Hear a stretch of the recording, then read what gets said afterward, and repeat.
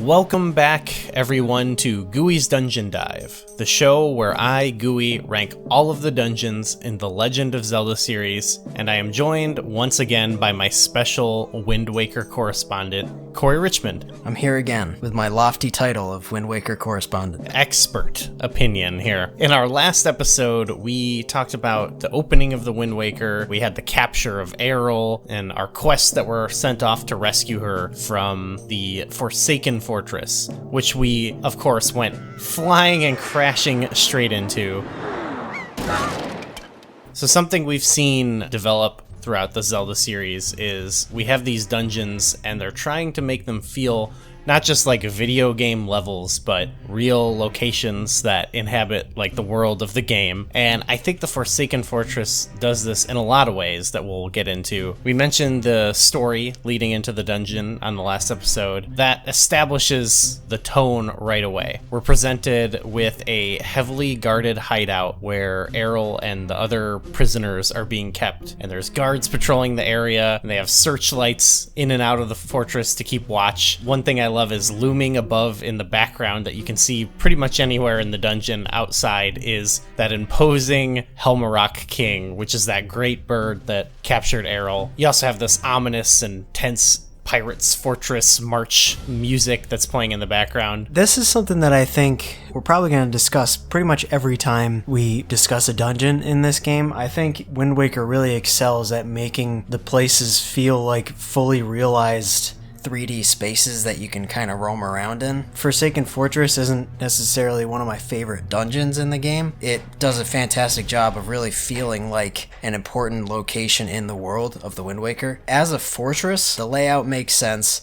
It's got a very memorable like silhouette on the distance with the weird shipwreck boat part at the top, and then like of course the Helmarok King's nest jutting out to the side. It's very cool and it's very tense, and it feels like a fortified, dangerous place to be in. Because of that, we have to get catapulted in. Like, you feel like I'm not supposed to be here because you can't even approach the dungeon. But not only that, in that scene, we lose our sword. This means being caught by those guards or spotted by those searchlights gets you captured and tossed into a cell. That's fairly easy to escape, but nonetheless, you don't want to get caught. So it requires some stealth. You have to avoid the lights, sneak past the guards and barrels, and not get caught. Most games that they do this in, I feel like it feels a little out of place, or maybe kind of messes with the pacing of the game. But that being said, like if you take it out of context, I always think it's fun. A lot of the games do have stealth sections, but in this one specifically, this is one of the most memorable for me. This felt like one of the most high stakes stealth sections in a Zelda game, just because the different little notes and elements they add to it. Like the screen shakes a little bit when you get seen by a moblin, and it spins around and it does that da-da-da. My heart pounds whenever that happens. I'm like, oh god, did he see me? Did he see me? Whenever that happens and I get caught, I always feel like, oh no, they got me. Whereas in some other Zelda games, when someone sees you, you're just like, come on, now I gotta do that again. And there's a little bit of that here, but it just feels a lot more tense in this to me. I think that's an awesome concept, and I'm not really sure how I feel about it when it comes to the dungeon ranking aspect of this, but I think in concept it's really cool. It does work really thematically with the dungeon. In a few ways, we'll kind of discuss how the dungeon, it also kind of reminds me of Hyrule Castle in A Link to the Past, which navigationally it's similar. I think it also is a similar tone setter, but I think kind of the difference here is, I've mentioned this before, but I am kind of turned off a little bit by you just get your sword, kill a few things with it, and now they're like, you don't have it. Like, it kind of is a little frustrating. With the stealth, like I said, I do think it has a good tone to it a little bit, but I always kind of frustrated. I think it's one thing when it's like a few rooms you sneak through in Hyrule Castle and Ocarina of Time, but when it's like you're trying to explore around the whole dungeon early on, if you get caught, that's it. You know, there's no way to turn around. It's a little frustrating early on. Like I said, maybe it's more of the placement in the flow of this game. It's like, what are we doing here? I want to explore a dungeon. Like, it does kind of mess with the pacing of the game a little bit, and even just the pacing of the dungeon itself, because it can completely draw out your experience in that dungeon, depending on how detailed you are with sneaking away and being very careful and stuff like that. It's conceptual elements and small gameplay things that I really like about it that really make it feel like it fleshes out the world of the Wind Waker, like the fact that you're not just trying to run behind signs where they can't see you, you get to sneak around in a little barrel. And then there's the other element of the searchlights catch you, but if you can get to the source of the searchlights, you can turn them off or get them pointed away, which frees up your room for exploration. And that's another thing where it's like, that's a super cool concept, but I'm not sure if it really adds enough to the dungeon to make the stealth section better, you know? I want to kind of get into the layout and the navigation. It's the strongest thing for me, I think. It's like a very basic dungeon. It's, in terms of what you actually have to do, it's very linear, but it feels open-ended because there's a lot you can do despite that. When you first get to the dungeon, we discover Tetra has slipped a little magical communication stone, a pirate charm, into our pocket, which is pretty peculiar that she has that, and I think that's some more foreshadowing that we've mentioned. We'll get to that later. She points out what you said, the searchlights are pointing right beneath the room where Errol's being held. We're kind of set loose from there to sneak around, and we can deactivate 3 different searchlights in any order, but I think, correct me if I'm wrong, only one is actually required, right? Yeah, there's only one that's facing the wall that you have to sidle across as you're getting towards the end. That's the only one that you need to turn off. You know, it's beneficial to turn them all off, but along the way you get optional things like the map, the compass. I think there's some bonus goodies. I love how much it intermixes the going inside and going outside, because the outside space of the dungeon is completely part of the dungeon and it just flows so seamlessly. And the layout, it's basically a big donut. That feels like a fortress. That feels real to me. It feels like you're going from corridor to room to corridor to room. There's a big courtyard in the middle. In each room, you can kind of guess the purpose. You know, there's like a little barracks. There's, oh, here's where the boat comes in. It all kind of makes sense, yeah. And then on top of those rooms, like on top of those points outside, that's where the searchlights are. And that completely makes sense. On that end, I think it's fantastic from a world building perspective, because it's like, this feels like a real place with a real purpose that's designed with intention. But I kind of had that same feeling where it is linear in terms of what you have to do, but there is some room for exploration. Once I realized that in this most recent playthrough, I went out of my way to start turning off searchlights and going around the full donut. Aside from that cool world building stuff, I feel like there's not really a lot there. There aren't really any puzzles. There aren't really a ton of rewards. There's only a few small ones, like some rupee chests, and then there's the compass and the map. I think there's enough because the dungeon is so small. For me, it works because it's like just enough. If you encountered this sooner in the game, like this might be a good way to open up the game and just get you used to the idea of looking around and finding stuff. Though again, the stealth would hinder that, I think, for some people, especially because it's not a big factor in the gameplay for the rest of the game, you know? I do love finding the bokoblins at the spotlight outposts up top. That's the gameplay highlight, and I think it does to teach us something fun, because, you know, we don't have the sword, so you have to either hold up your shield to like get them to deflect their weapon off of it and steal it from them, or there's like some that you can pick up and use against them, and I think that's a really fun gameplay mechanic that definitely in the next dungeon there's a little bit more to that mechanic, but I think they could have even taken it further in this game. And I think it does kind of actually end up getting expanded upon in Breath of the Wild. This was, you know, Wind Waker was ahead of its time. One of the only puzzles that really is there is that main searchlight one. And you need to basically go outside and scope out specifically which searchlight is pointing to that area. I feel like that's a next level type of puzzle in the Zelda series, in a dungeon. It makes you completely think about your surroundings and how the environments are interacting with each other. And then you need to be like, okay, that searchlight is what's tripping me up. I need to navigate my way there.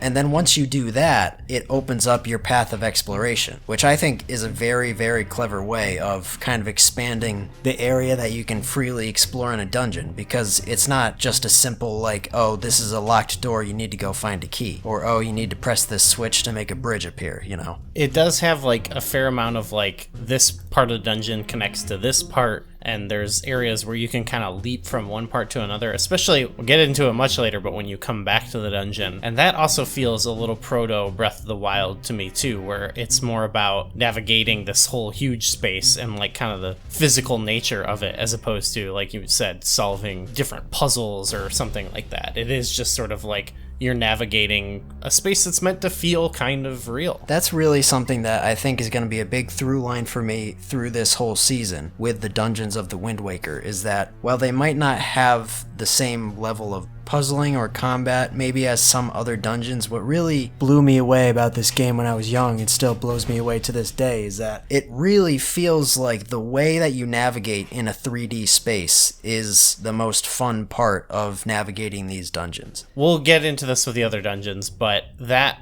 aspect you just mentioned, for me, doesn't pop up in the other dungeons as much, and what will stand out, I'm predicting, is more of fun item usage and puzzles based around that. I think they do a good job with puzzles. Clearing that searchlight up allows us to get all the way up to that destination right outside the room with the prisoners, and we get to find our sword.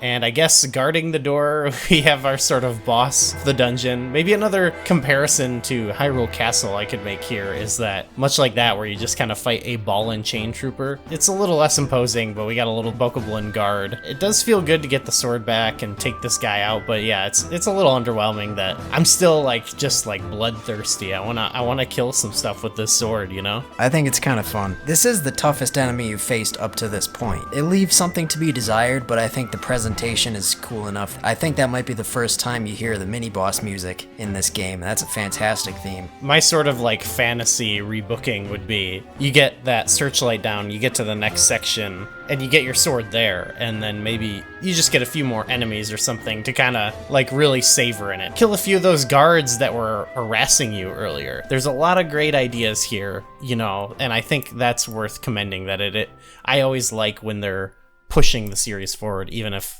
there are flaws to it. And it really seems like we're gonna reunite with Errol, but we should have seen this coming with the Helm Rock King just sitting there the whole time. He swoops in, easily scoops us up, no problem. We're carried away to, at this point, we just know a mysterious figure. We don't see his face, but we get this great little, I love this scene where he gives a little gesture. Helm Rock King just tosses Link away and flying into the sea.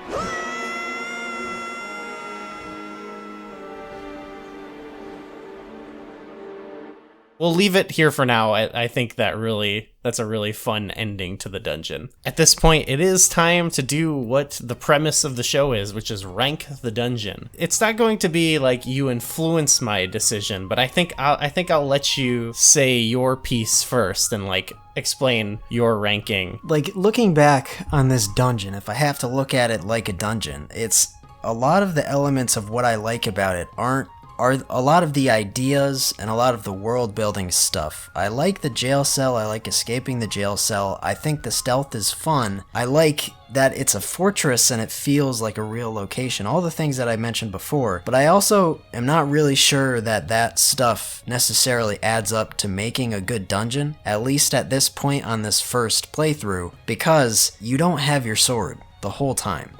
So it's really just a prolonged stealth section with a couple small battles. And to me, that doesn't really feel that much like a dungeon. So I struggled ranking this on the list because I'm looking at the other dungeons. It's definitely slots in a little bit lower, definitely in the lower half of my list, but I'm looking at some of the dungeons around it and I'm like, well, at least that one had a dungeon item and puzzles and a boss and stuff, whereas this doesn't really have that. So I kind of had to weigh... Not yet. Yeah, not yet.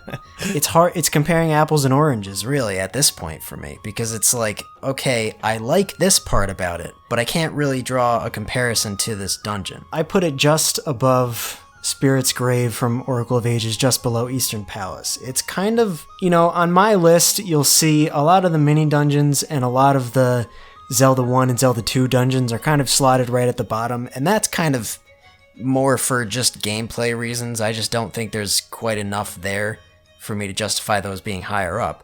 And this kind of slots in right in the section above that, where you have a lot of either early beginning dungeons that I don't think are very fleshed out enough, or just literal intro dungeons that I don't think have a lot going on. And I probably would have put this below those just because it doesn't really feel as much like a dungeon, but what ended up bumping it above stuff like Poison Moth's Lair, Bottle Grotto, Snake's Remains are those things that we talked about. The fantastic story elements, the fantastic world building elements about it, the fact that it's an open location that you kind of have freedom to explore, really just the presentation. And the puzzles that are in it are awesome. That Spotlight, the Searchlight puzzle, I think is really cool, and that's a fantastic way to open up your exploration of a dungeon, but it just doesn't have quite enough dungeon-esque substance for me to put it higher on the list. I think you kind of encapsulate my thoughts too. I'm in pretty much in agreement here. I feel really good about it. It's just, it is kind of a smaller scope, and some of the things that hold it, like some of the gameplay things I like a little bit less to kind of creep in. I actually did feel like for me, it did kind of compare a lot to Hyrule Castle from A Link to the Past with some things that I just didn't like as much. I haven't fully decided yet, but I did think about it in that same sort of range as you. And I was kind of looking at that range, and I think I would even adjust it a little bit more now. But if you're looking at my list, I thought, what is like an absolute dungeon that I could not put it higher than? And on my list, I thought, okay, 100% no way, I don't even have to think about it, is Tail Cave. Cannot go higher than that. And then the absolute bottom, I thought, was it can't drop below Woodfall Temple, which is, by like what you just said, it has so much more stuff going on. Like, there's definitely a lot more puzzles and things like that. I do really like it, but I just think this one, it, like I said, introduces new things. It's a little bit more interesting. You put yours right above Spirit's Grave, for example. I'm thinking it goes a decent chunk higher than that because, like I said, Spirit's Grave has many elements to it, but for me, a lot of them are sort of unremarkable. They're fine, but they're not that remarkable. This has gameplay elements that are, I think, genuinely fresh and exciting. So I do want to keep it in this area, but now that we've kind of talked it out, I think the top ceiling for it is way lower than Tail Cave, actually. I actually do feel like above Woodfall Temple is where I'm thinking. I actually think that might be the spot for me. So yeah, I'm definitely going to slot it in there, and I think you and I are of the same mind on this dungeon, that it's great in a lot of ways, but it's sort of a mini dungeon with flaws. Yeah, it's kind of, it's funny because it's like the criteria with which we rank these dungeons, it's like, obviously it's specific to whoever's making the list, but for me at least, I think of what makes a good dungeon, and I think of, the dungeon DNA that's in there, the puzzle solving, the combat, the difficulty and exploration, finding your way around. Most of that stuff isn't in Forsaken Fortress for me. So it was weird because I'm putting it low, but then it's ironic because it's the elements that don't factor in usually to what makes a good dungeon that are making me start bumping it up above some of these other ones. I'm like, well, okay, but I like this part, so this is cool, so I guess I'll bump it up a little bit. And it's just funny how that, fighting your own criteria versus just your own experience with it. I kept thinking to myself, yeah, but like, I think it's fun. So I started bumping it up a little higher. It's like, well, I think it's more fun than this dungeon, but is it a better dungeon than that dungeon? Well, it's a little apples and oranges, like you said. And yeah. I think also, like I said, I think people will be like, why is this on here, but not this? But we have a little bit of foresight. We know what's coming later in this game, and this dungeon does eventually complete itself with an item and a boss. Similar to Hyrule Castle, I think it starts off as a mini dungeon and becomes a full dungeon. Next episode, we're going to be doing another more story-based episode as we get into the lead up of Dragon Roost, and then we'll start seeing where some of these bigger dungeons actually fall onto the list. So I'm pretty excited about that. Corey, once again, thank you so much for coming and letting me hear your thoughts as well on this dungeon. Absolutely. Thanks for having me. And listeners, get used to me because I'm sticking around for a little bit. Yeah, surprise. All right, cool. Well, yeah, we will see everybody on our way to Dragon Roost Island.